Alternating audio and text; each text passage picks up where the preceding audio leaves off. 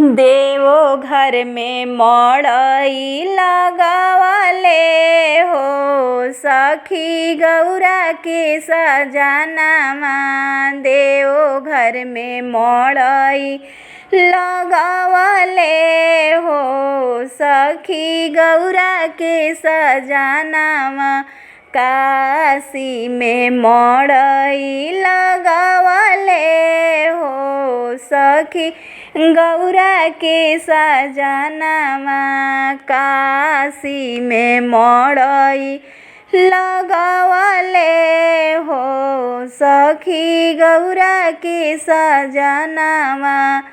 आधा मड़ैया भोला चंदा चमकइले। आधा मड़ैया भोला चंदा चमकइले।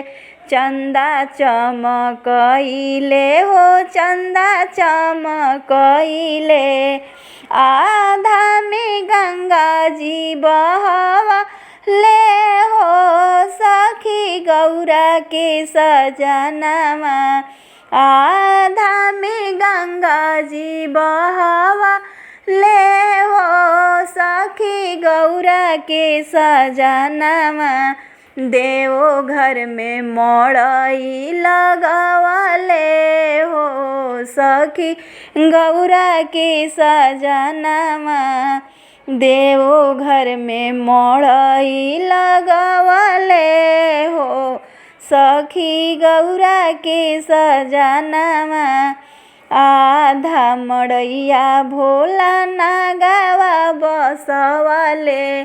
आधा मड़ैया भोला नागवा बसवले। नागवा बसवले हो नागवा बसवले। आधा में बिच्छू कौना गोजर हो सखी गौरा के सजनमा। आधा में बिच्छू कौना गोजर हो सखी गौरा के सजनमा। काशी में मड़ई लगवले हो सखी गौरा के सजनमा। काशी में मड़ई लगवले हो सखी गौरा के सजनमा।